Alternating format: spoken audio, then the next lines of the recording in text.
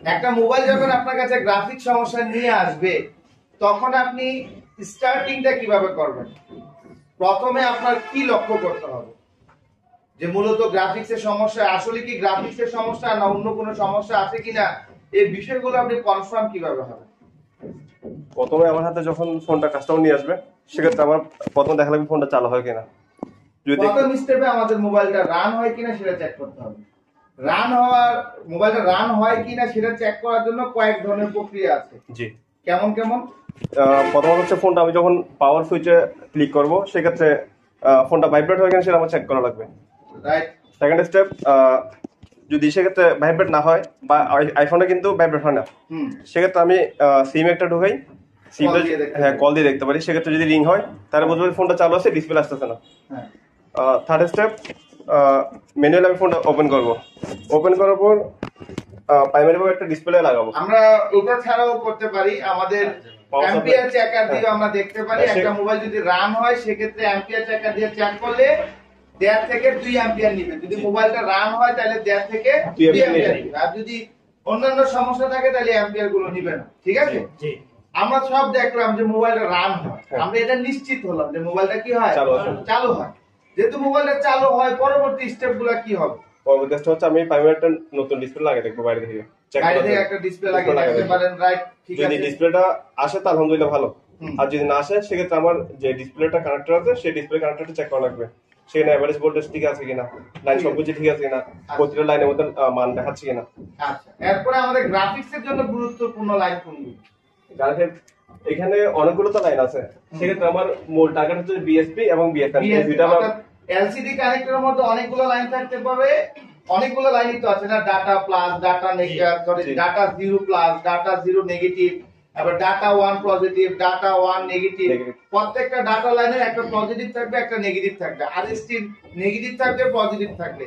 এর মধ্যে গ্রাফিক্সের জন্য, মূল গ্রাফিক্সের জন্য কাজ করে বিএসএন এবং বিএসপি। এরপরে এই দুইটা লাইনের মধ্যে মান পাই কিনা সেটা আমি মাল্টিমিটার দিয়ে সেক্ষেত্রে আমরা সানশাইন বা যে কোনো একটা ভালো মাল্টিমিটার চেক করতে পারি। তো সেখানে প্রথম বিএসপি এবং বিএসএন এর লাইন হচ্ছে প্রথমটা থেকে আমি চেক করব মাল্টিমিটার দিয়ে। নেগেটিভটা পজিটিভটা গ্রাউন্ড রেখে প্রথম লাইন দিয়ে দেখবো, যদি মান আসে আমরা ডায়োড রেঞ্জে রেখে, এখানে ঘাবড়ানোর কিছুই নাই, বিষয়টা একটু নরমালি নেন। আমরা মাল্টিমিটার ডায়োড রেঞ্জে রেখে পজিটিভটাকে গ্রাউন্ডে রাখবো আর নেগেটিভটাকে বিএসএন এবং বিএসপি তে টাচ করব। টাচ করলে একটার মধ্যে মান দেখাবে। কোনটার মধ্যে দেখাবে মান? বিএসএন এর। বিএসপি তে। বিএসপি তে মান দেখাবে। বিএসপি তে মান দেখাবে, বিএসএন এ কোনো প্রকার মান দেখাবে না। কথা ক্লিয়ার? জি। এখন যদি বিএসএন এর যেহেতু মান দেখাচ্ছে না, তাহলে আমি কনফার্ম হব কিভাবে যে আমার বিএসএন লাইন ঠিক আছে কিনা? সেক্ষেত্রে আমি মাল্টিমিটারটা লাইনটা উল্টো করে দেখবো, নেগেটিভ নেগেটিভে, পজিটিভে লাইন দেখবো। প্রথমে আমরা চেক করার টাইমে পজিটিভটা গ্রাউন্ডে রাখছিলাম, নেগেটিভটা কানেক্টরে রাখছিলাম, তাই না? সেকেন্ড টাইম কি করব, নেগেটিভটাকে আমরা পজিটিভে নিয়ে যাব, পজিটিভটাকে আমরা কোথায় নিয়ে যাব? নেগেটিভে। কথা ক্লিয়ার? আচ্ছা, এবার আমরা কুল টেস্টিং এ মান পেলাম, অর্থাৎ ডায়োড রেঞ্জে রেখে আমরা চেক করলাম, মান পেলাম। জি। এখন নেক্সট স্টেপে কি করব? হট টেস্টিং করব। হট টেস্টিং করব। হট টেস্টিং করতে হলে কি মোবাইল বন্ধ থাকবে না চালু থাকবে? চালু থাকবে। চালু থাকবে। কি হবে বলেন, চালু করেন। সেক্ষেত্রে আমি চার্জিং আইসি থেকে যে ডায়োডগুলো আছে, স্যার আমরা কি ডাইরেক্টলি চার্জিং আইসিতে চলে যাব না কানেক্টরে আমরা চেক করব? কানেক্টরে চেক করব। কানেক্টরে কিভাবে চেক করব, কত ভোল্ট পাবো? 3.7 থেকে 4.2। নো স্যার, আমরা কানেক্টর এলসিডি কানেক্টরে চেক করব না। এলসিডি কানেক্টরের মধ্যে আমরা বিএসপি এর মধ্যে পজিটিভ 5 ভোল্ট আর বিএসএন এর মধ্যে কত? -5 ভোল্ট। দুইটা ভোল্টেজ পাবো, একটা পজিটিভ 5 আর একটা কত? নেগেটিভ 5। কথা ক্লিয়ার? জি স্যার। যে মোবাইলটা চালু করার পর এখন আমরা যদি ভোল্টেজ পাই তার মানে আমরা ক্লিয়ার হয়ে গেলাম, আমাদের গ্রাফিক্স আইসি কি আছে? ক্লিয়ার আছে। আর ভোল্টেজ পেলাম না, বিএসপি তে বিএসএন এ ভোল্টেজ পেলাম না, তখন কি হবে? সেক্ষেত্রে আমরা চার্জিং আইসির পাশে যে ডায়োডগুলো আছে ওগুলো চেক করব। Sir charging IC diode check করব নাকি আমরা আমাদের গ্রাফিক্স আইসি তে ভোল্টেজ ইনপুট হয় কিনা সেটা দেখব? গ্রাফিক্স আইসি তে ভোল্টেজ ইনপুট হয় কিনা সেটা চেক করব। আচ্ছা, এন্ড বিষয়টা হলো যে দেখেন আপনার গ্রাফিক্স আইসি খাবার পাচ্ছে না। গ্রাফিক্স আইসি যদি খাবার না পায় তাহলে কি খাবার দিতে পারবে? না। গ্রাফিক্স আইসি আপনার আগে ভোল্টেজ পেতে হবে, তাইলেই তো ভোল্টেজ আউটপুট করবে না। গ্রাফিক্স আইসি ভোল্টেজ কত পাবে? 3.7 থেকে 4.2। 3.7 থেকে 4.2। এটা আসবে কোথা থেকে? চার্জিং আইসি থেকে। চার্জিং আইসি থেকে কি লাইন যায়? BPS. BPS BPH, B bat, B system তিনটার মধ্যে কোনো তফাৎ আছে? না, একই লাইন আছে, তফাৎ আছে? আচ্ছা, BPH, B bat, B system এই তিনটা কথা কিন্তু একই, এক না? জি। এই তিনটা লাইনই ব্যাটারি পজিটিভ হতে পারে, আবার চার্জিং আইসি থেকে যে লাইনটা আউটপুট হয়ে বিভিন্ন আইসি তে যায়, অর্থাৎ বিপিএইচ লাইন যেটাকে আমরা বলি, ওইটা হতে পারে, তাই না? জি। আর বি ব্যাট এবং বি বাস এই দুইটার মধ্যে তফাৎ আছে না? আছে, কারণ বি ব্যাট হচ্ছে ব্যাটারি পজিটিভ আর বি বাস মানে হচ্ছে কি চার্জিং পজিটিভ। আমরা প্রথমেই যখন গ্রাফিক্সের সমস্যা আসবে তখন আমাদের এলসিডি কানেক্টর চেক করব। প্রথমে আমরা মোবাইলটা চালু হয় কিনা এটা শিওর হয়ে নেব।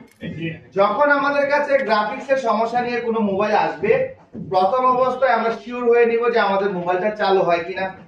সেকেন্ড টাইম আমরা চেক করব এলসিডি কানেক্টরের লাইনগুলো ঠিক আছে কিনা।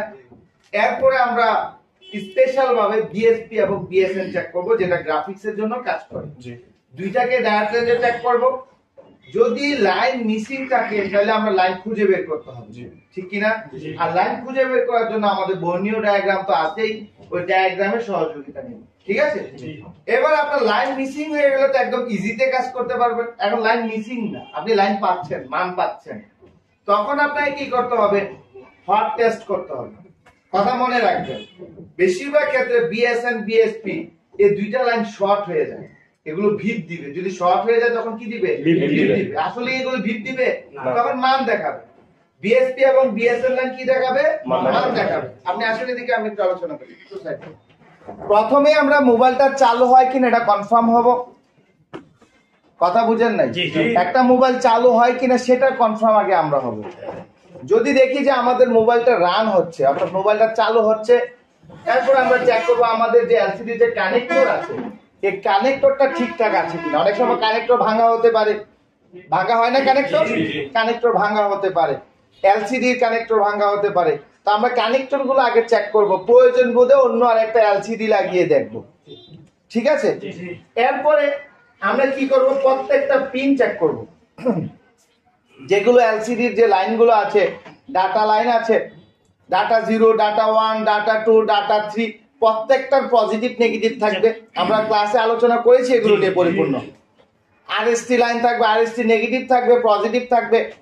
আইডি লাইন থাকবে, অর্থাৎ identification, ID line 0, ID line 1, ID line 2, ID line 3, অর্থাৎ আইডি লাইন তিনটা পর্যন্ত আইডি লাইন থাকে। ID 0, 1, 2, clear? এগুলো কেন? আমার মোবাইলে এলসিডিটা লাগানো আছে কিনা এটা কনফার্ম হওয়ার জন্য, ঠিক আছে? প্রত্যেকটা লাইন চেক করার পর আমি স্পেশাল ভাবে বিএসপি এবং বিএসএন লাইন চেক করতে হবে। এই বিএসপি এবং বিএসএন এই দুইটা লাইনকে দেখেন, বিএসপি বলা হয় কোয়ালকমের ক্ষেত্রে, আর মিডিয়াটেকের ক্ষেত্রে এটাকে বলা হয় এবিডি। কথা বুঝতে পারছেন? অর্থাৎ কোয়ালকম সিপিইউ সাপোর্টেড মোবাইলের মধ্যে বিএসপি এবং বিএসএন বলা হয়, আর মিডিয়াটেকের ক্ষেত্রে এই বিএসপি কে বলা হয় এভিডিডি আর বিএসএন কে বলা হয় এভিই। মনে থাকবে, এই দুইটার মধ্যে +5 এবং -5 ভোল্ট থাকে। আমরা প্রথমেই কুল টেস্টিং এ দুইটা লাইন চেক করব। এই দুইটা লাইন চেক করার টাইমে মাল্টিমিটার ডায়োড রেঞ্জে রেখে পজিটিভটাকে গ্রাউন্ডে রেখে নেগেটিভটাকে আমরা দুইটা লাইনের মধ্যে টাচ করব। পজিটিভে মান পাবো, নেগেটিভে মান পাবো না, ঠিক আছে? নেগেটিভে মান না পেলে যখন আমি মাল্টিমিটার দিয়ে চেক করছিলাম তখন পজিটিভটা ছিল কোথায়? গ্রাউন্ডে, আর নেগেটিভটা এখানে টাচ করছিলাম, তাই না? যখন বিএসএন এর লাইন না পাবো তখন নেগেটিভটাকে আমরা গ্রাউন্ডে রেখে পজিটিভটাকে এবার এখানে ধরলে তখন আমরা মান পাবো। কথাটা বুঝছেন? যদি আমরা দেখি যে বিএসপি বিএসএন এর লাইন ঠিক আছে তারপরেও গ্রাফিক্স আসছে না, তখন আপনাকে কি করতে হবে? মোবাইলটাকে চালু করতে হবে। চালু করার পর এখন আপনাকে কি করতে হবে? চালু করার পরে আপনাকে দেখতে হবে বিএসএন এবং বিএসপির মধ্যে ভোল্টেজ দেখায় কিনা। বিএসপির মধ্যে দেখাবে 5 ভোল্ট, অর্থাৎ +5 ভোল্ট, আর এটার মধ্যে দেখাবে -5 ভোল্ট। কথা ক্লিয়ার? আপনি যদি এখানে মান পাচ্ছেন বাট ভোল্টেজ পাচ্ছেন না, তার মানে গ্রাফিক্স আইসি খারাপ হতে পারে কি পারে না? আমরা সরাসরি গ্রাফিক্স আইসি কে খারাপ বলবো না। প্রথমে আমরা কি করতে হবে? এবার গ্রাফিক্স আইসি খাবার পাচ্ছে কিনা সেটা আমাদের দেখতে হবে। আর খাবারটা কি? ভোল্টেজ। কথা ক্লিয়ার? তখন আমাদের এই গ্রাফিক্স আইসিতে ভোল্টেজ ইনপুট হবে 3.7 থেকে 4.2। আমাদের গ্রাফিক্স আইসিতে 3.7 থেকে 4.2 ভোল্টেজ ইনপুট হচ্ছে কিনা সেটা চেক করতে হবে। আর এই ভোল্টেজটা আসবে কোত্থেকে? বিপিএইচ লাইন থেকে। কোত্থেকে আসবে? বিপিএইচ লাইন থেকে। একটা কথা সবসময় মনে রাখবেন, বিপিএইচ, বি সিস্টেম আর ভি ব্যাক, এই তিনটা কি একই কথা, মনে থাকবে। BPH, B system, V back তিনটা একই কথা। এবার যদি আমরা ইনপুট ভোল্টেজ পাই তাহলে অবশ্যই আউটপুট ভোল্টেজ পাবো। ইনপুট ভোল্টেজ ঠিক থাকলে আউটপুট ভোল্টেজ যদি না পাই সেক্ষেত্রে আমরা কি ভাববো? যে আমাদের মোবাইলের গ্রাফিক্স আইসিতে সমস্যা হতে পারে। কথা ক্লিয়ার? আমরা ইনপুট পেলাম, তারপরেও গ্রাফিক্স আইসি কাজ করছে না, তখন আমাদের গ্রাফিক্স আইসি চেঞ্জ করতে হবে। তবে এখানে আরেকটা কথা আছে, আপনাকে এসসিএল এবং এসডিএল লাইন চেক করতে হবে, অর্থাৎ সিরিয়াল ক্লক এবং সিরিয়াল ডাটা লাইন, এই দুইটা লাইন চেক করতে হবে। এটার মধ্যে আবার থাকে ইএনপি এবং ইএনএন, অর্থাৎ ইএন পজিটিভ, ইএন নেগেটিভ, এই লাইনগুলোকে আপনার চেক করতে হবে, যেগুলো যাবে কোথায়? সিপিইউ। কেন? সিগন্যালের জন্য। কথা ক্লিয়ার? আশা করি আমাদের কাছে কোনো মোবাইল যদি গ্রাফিক সমস্যা নিয়ে আসে তাহলে আমরা কাজ করতে পারবো। আমরা এই বিএসপি এবং বিএসএন বাদ দিয়ে অন্যান্য লাইনগুলো যদি সমস্যা হয় সেক্ষেত্রে আমাদের ডাইরেক্টলি সিপিইউ রিবুলিং করা লাগে। আরেকটা কথা উল্লেখ করে রাখি, সকল মোবাইলে কিন্তু গ্রাফিক্স আইসি থাকে না। সকল মোবাইলে গ্রাফিক্স আইসি থাকে না। বিএসপি এবং বিএসএন লাইন, এই যে বিএসপি এবং বিএসএন লাইন, দুইটা কিন্তু গ্রাফিক্স আইসি থেকে আসছে, তাই না? কিছু কিছু মোবাইলে গ্রাফিক্স আইসি নাও থাকতে পারে, যেমন A21TS, স্যামসাং A21TS, এটার মধ্যে কোনো গ্রাফিক্স আইসি নাই। তো এটার মধ্যে গ্রাফিক্স আইসি যেহেতু নাই, তাহলে গ্রাফিক্স এর জন্য কাজ করে কে?